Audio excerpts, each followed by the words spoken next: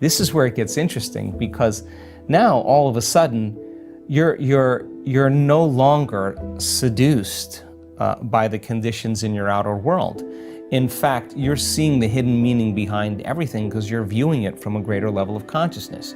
So sitting in the fire of your guilt, sitting in the fire of your pain, and knowing what to do when that happens, and teaching people that as they begin to lower the volume to those emotions, as they begin to self-regulate, that's the greatest challenge they have in their lives. I mean, people say to me, what do you do in the morning? Well, 2 hours in the morning, that's a lot of time. Well, if I can overcome myself at the beginning of the day, the rest of my day is easy. And right? That's what you do. You spend 2 hours in the morning. I allow for 2 hours. Okay. You still get up at 4 a.m. and well, this morning I was up at 3. Okay. Because I'm on the wrong time zone. Right. But if I'm up, you like the 4 a.m. slot?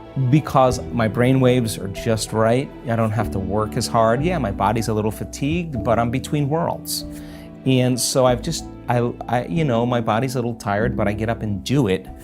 And to me, I allow for 2 hours. Sometimes I can nail it in 45 minutes or an hour, and sure, I'm done. Other times, I'm on the wrong time zone. I have meetings all day long, got a lot going on, and I'm just not gonna fall prey to that common state of thinking. The first part in truly creating a new personal reality is overcoming your present personality.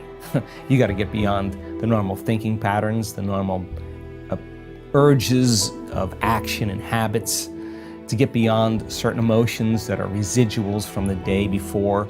That's the work right there. That's the part you have to overcome. So some days you just kind of slip in and it's magic because you've been practicing, like having a great golf game or a great tennis game or a great run or a great session of knitting.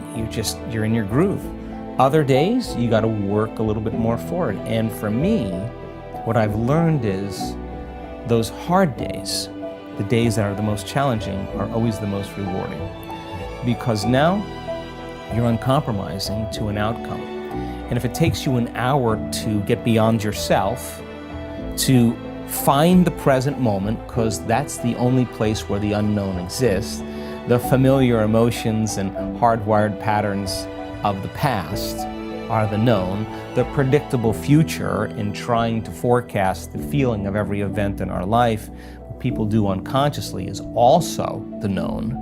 There's only one place where the unknown exists, and that's the present moment. You call it the generous present moment. Yeah, and I've just done it enough times, and there are plenty of people in our work that have done it enough times to know when you're there and when you're not. Okay. And when you're not, it's very obvious because you've been there enough times. So it's just like hitting a tennis ball in a sweet spot. Okay. You lock into something and that wholeness starts to happen, and now you're no longer creating from polarity or duality or opposites. People they create when they see they don't have something. Whether, hey, nice suit, I want one of those, right? And the moment I see that you have a nice suit and I start thinking, I want one of those, my brain naturally starts putting me in the equation. Next thing you know, I'm wearing your suit. Well, that's because we're wired to do that.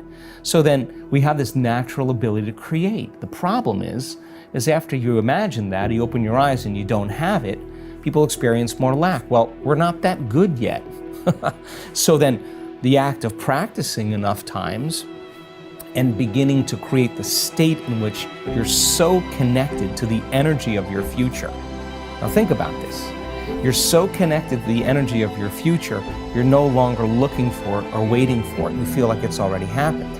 The moment you get upset in traffic, the moment you start judging a coworker, you just disconnected from the energy of your future, and now you're back to the energy of your past. Now, if you tell me it was that person that did it to you, I'd say to you, oh, you're back to the unconscious program of being a victim again. So then the person then goes, oh, when did I fall from, that state? When did I lose it? Oh, it happened at 3 o'clock today.